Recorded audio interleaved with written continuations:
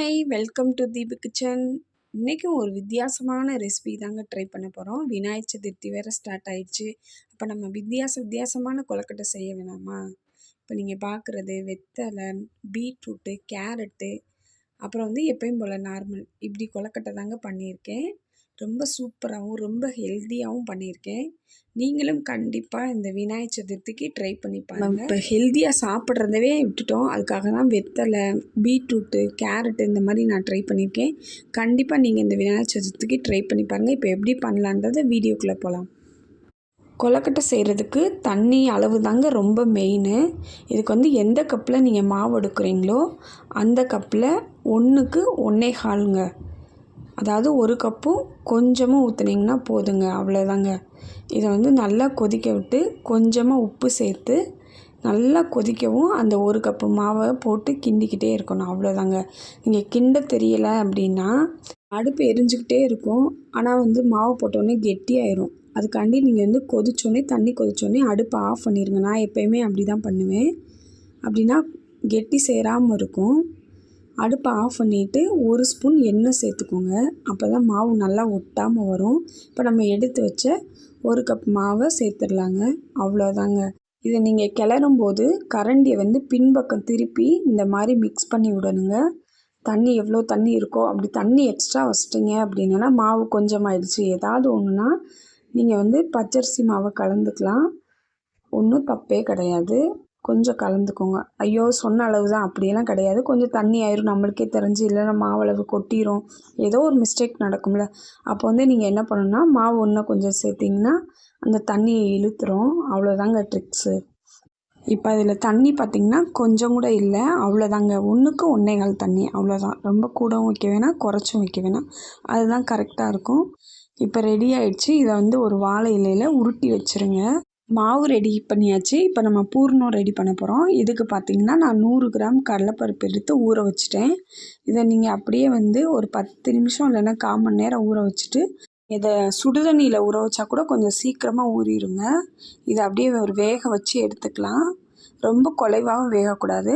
ஒரு 1/4 மணி நேரம் வேக வச்சு அப்படியே எடுத்துக்கிறணும்.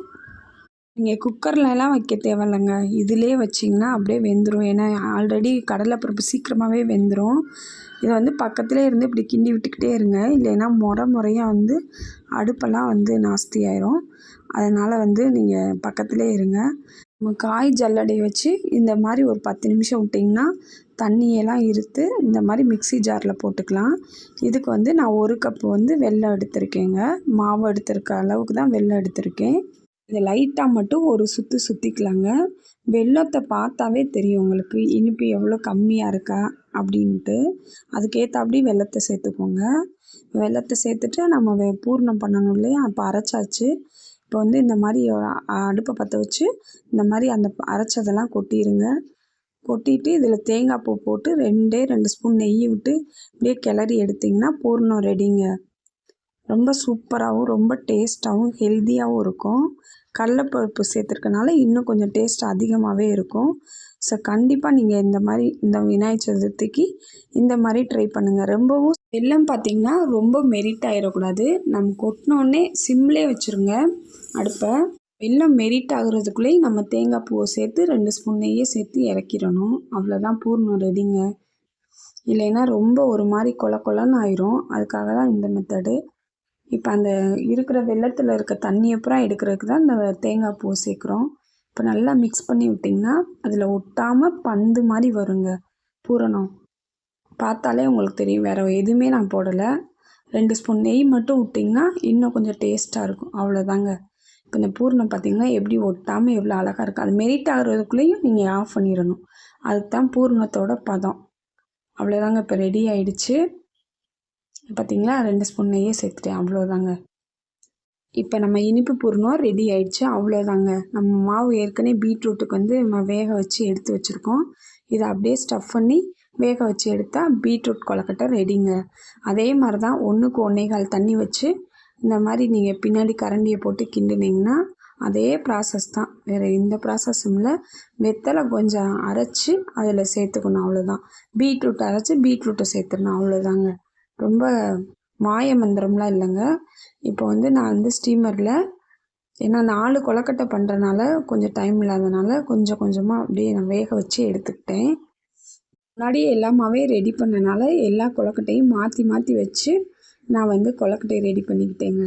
இது வந்து வெள்ளை கொழுக்கட்டை, நம்ம எப்பயும் பண்ணுவோம்ல நார்மல் கொழுக்கட்டை அந்த மாதிரி பண்ணிக்கிட்டேன். அதுக்கு மேலே வந்து ஒரு இலைய வச்சு அதுக்கப்புறம் பீட்ரூட்டு கொழுக்கட்டையை வந்து எடுத்து வச்சுக்கிட்டேன். பாருங்கள், இந்த அச்சில் எவ்வளோ அழகாக ரொம்ப எப்படி கலர்ஃபுல்லாக இருக்குன்னு பாருங்க. இப்படி இருந்தால் கண்டிப்பாக வந்து குழந்தைங்க வீட்டில் இருக்கவங்கள ஏதோ வித்தியாசமாக இருக்குதுன்னு கண்டிப்பாக சாப்பிடுவாங்க. ஸோ மறக்காமல் இந்த விநாயகர் சதுர்த்திக்கு நீங்களும் ட்ரை பண்ணி பாருங்கள். இந்த வெத்தலைன்ற ஒரு விஷயத்தையே நம்ம மறந்துட்டோங்க. இந்த மாதிரி நம்ம ஃபுட்டில் சேர்த்துக்கிற போது அந்த வெத்தலையும் வந்து ரொம்ப உடம்புக்கு நல்லது. அவ்வளோ ஜீரண சக்தியை வந்து தரக்கூடியது. அதில் வந்து கால்சியம் இருக்குது. கண்டிப்பாக நீங்கள் வந்து வெத்தலையை வந்து இந்த மாதிரி பயன்படுத்துங்க. இந்த தோசை மாவில் சேர்த்து கூட பயன்படுத்தலாம்.